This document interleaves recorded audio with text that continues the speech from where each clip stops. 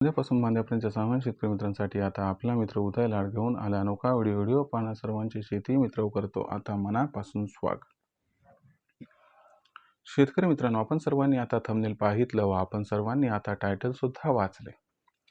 सांध्यापासून बांध्यापर्यंतच्या सामान्य कांदा उत्पादक कास्तकार बांधवांसाठी सध्याचा हा लाख मोलाचा व्हिडिओ, जो व्हिडिओ तुमच्यासाठी, माझ्यासाठी व आपल्या सर्वांसाठी घेऊन आला आहे सध्याची ही सर्वात महत्त्वाची ब्रेकिंग न्यूज.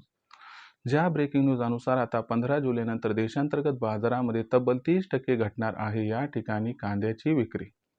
पण जो कांदा उत्पादक कास्तकार बांधव आहे तो मात्र सध्या विचारायला लागलाय की अखेर 15 जुलैनंतर आता देशांतर्गत बाजारामध्ये आपल्या सर्वांना असं काय घडताना दिसणार आहे की ज्याच्यामुळे 15 जुलैनंतर तब्बल 30% कांद्याची विक्री ही या ठिकाणी घटणार आहे.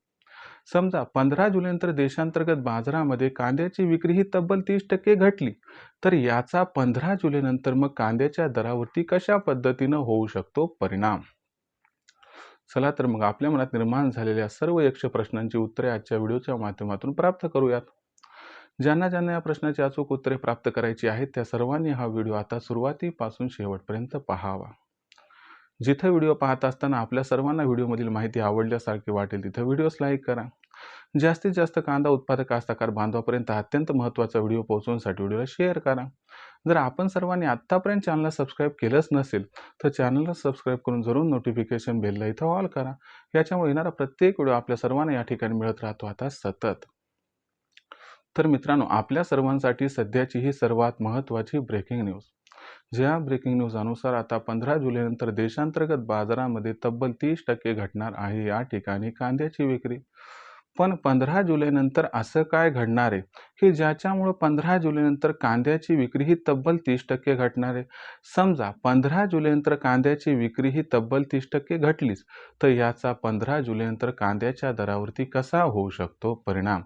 चला या सर्वात महत्त्वाच्या प्रश्नांची उत्तरे आता प्राप्त करूयात.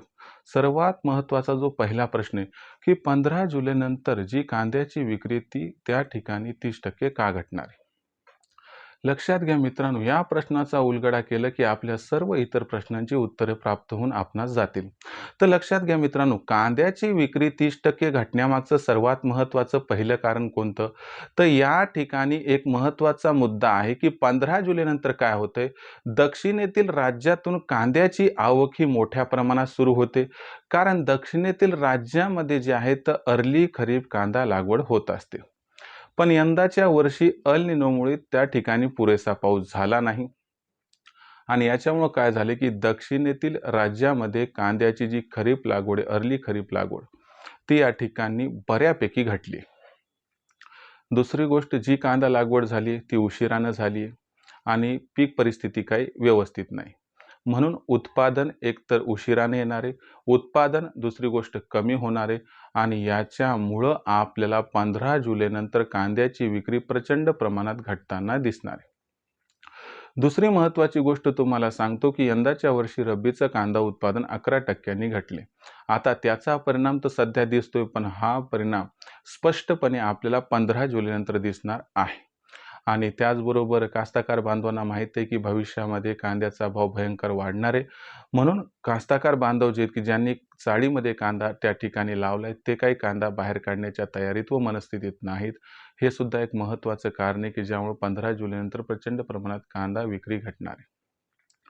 ओव्हरऑल सिच्युएशन हे सांगते की मागच्या वर्षी 15 जुलैनंतर कांद्याची विक्री जेवढी होत होती त्या तुलनेत यंदाच्या वर्षी कांद्याची विक्री 15 जुलैनंतर तब्बल 30% घटणार आहे.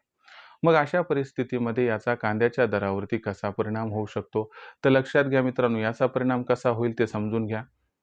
याच्यामुळं काय होईल की मागणी आणि पुरवठ्यामध्ये गॅप निर्माण होईल आणि दुसरीकडे मागणी पण खूप जास्त आहे बरं का यावर्षी. मग अशा परिस्थितीमध्ये मागणी व पुरवठ्यामध्ये जो गॅप निर्माण होईल तो गॅप कांद्याच्या बाजारभावाला प्रचंड तेजी प्रदान करणार आहे आणि या प्रचंड तेजीमुळे जो कांद्याचा बाजारभाव असणार आहे तो 15 जुलैनंतर सुरुवातीला 2500 पार व त्यानंतर 3000ला गवसणी घालणार आहे.